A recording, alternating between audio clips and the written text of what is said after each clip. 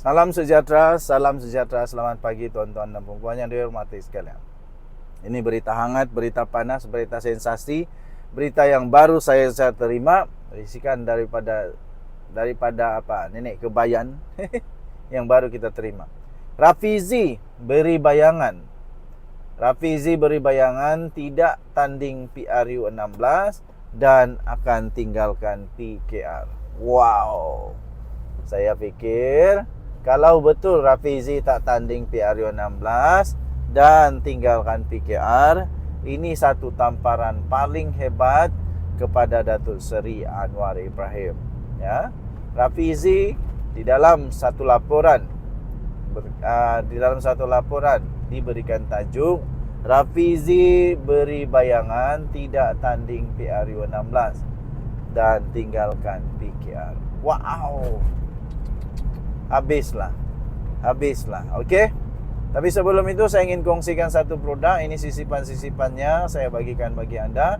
Bagi anda yang ada penyakit 3 serangkai, kencing manis, darah tinggi, buah pinggang, kolesterol, sakit gout, sakit saraf, sakit lelaki, sakit perempuan, apa sajalah ringkasan dia, apa saja penyakit anda, semua disebabkan oleh imun badan yang lemah. Bila imun badan lemah, kita jadi sakit. Jadi transfer factor ini meningkatkan imun badan anda sehingga 437% kekuatan imun badan. Ia telah disahkan oleh semua saintis di seluruh dunia, diterima oleh KKM sebagai dia adalah makanan, bukan ubat. Ini bukan ubat. Okey. Dan dipakai juga di hospital-hospital dan juga di klinik-klinik di serata dunia. Okey. Tuan-tuan dan puan-puan, Rafizi beri bayangan tidak tanding PRU 16 dan tinggalkan PKR. Ahli Parlimen Pandan Datuk Seri Rafizi Ramli memberi bayangan untuk meninggalkan Parti Keadilan Rakyat PKR selepas tamat penggal parlimen ini, sekaligus tidak bertanding dalam pilihan raya umum akan datang. Bekas Menteri Ekonomi itu berkata, beliau tidak mahu menjadi sebahagian daripada budaya politik yang ditunjukkan oleh parti itu semasa pemilihan pada Mei yang lalu. Kita kasih sejuk. Okey.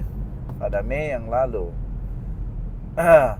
Walaupun tidak menjelaskan secara terperinci budaya yang dimaksudkan itu, bekas timbalan Presiden PKR itu menegaskan beliau tidak yakin terhadap keupayaan parti untuk menyingkirkan budaya tersebut.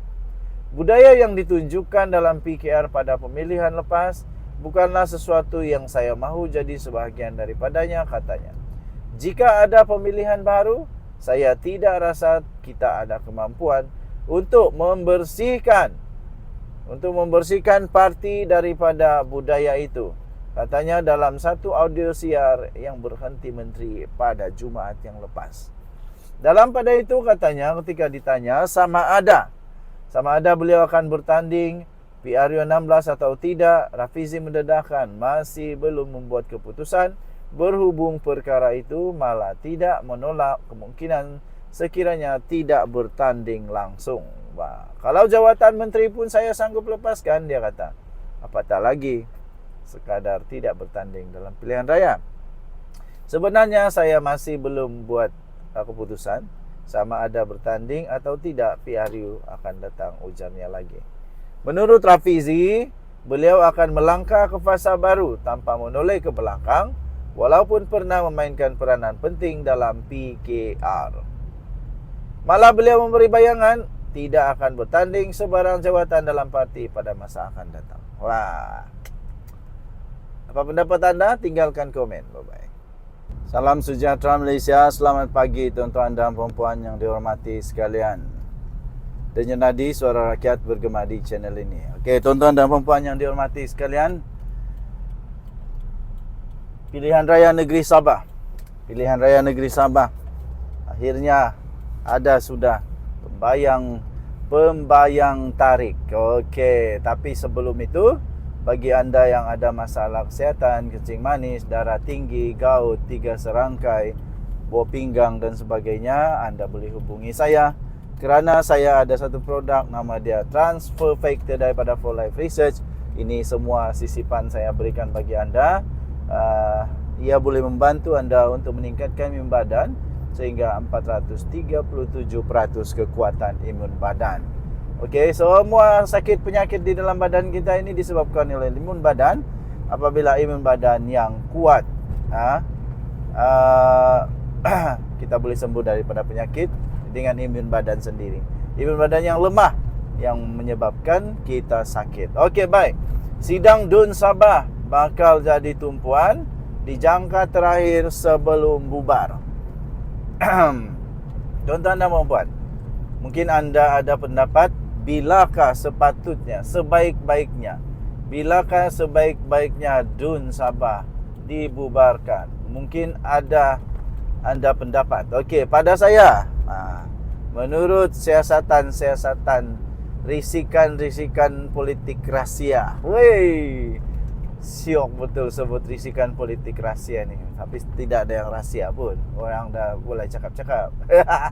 Tapi ni, saya dapat satu maklumat bahawa kemungkinan besar sidang Dewan Undangan Negeri Sabah dijangka akan dibubarkan menjelang penghujung bulan Julai ini. Okey.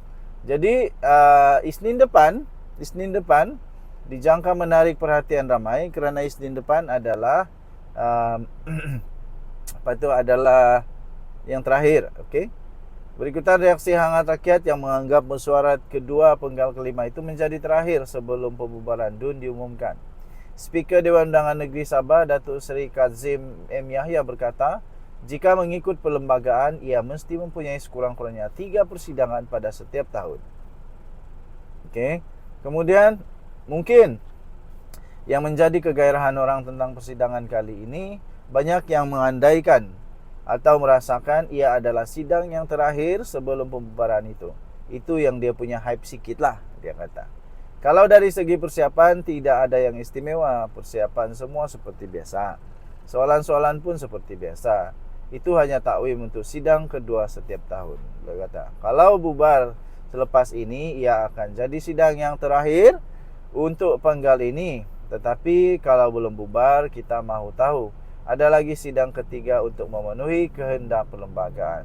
Kebiasaannya sidang kedua ini adalah pembekalan tambahan, katanya kepada pemberita pada Khamis yang lalu. Okey, jadi pada pendapat saya sidang Dewan Undangan Negeri atau DUN Sabah akan dibubarkan selewat-lewatnya pada bulan Ogos. Selewat-lewatnya pada bulan Ogos. Kita tunggu saja siapa yang bakal bertanding di sini, siapa yang bakal menang. Kita tunggulah. Apa pendapat anda? Sila tinggalkan komen. Denyut nadi suara rakyat bergema di channel ini. Jangan lupa tekan butang subscribe, like dan share. Malaysia kita punya, cinta Malaysia aku, kita jaga kita. Bye-bye.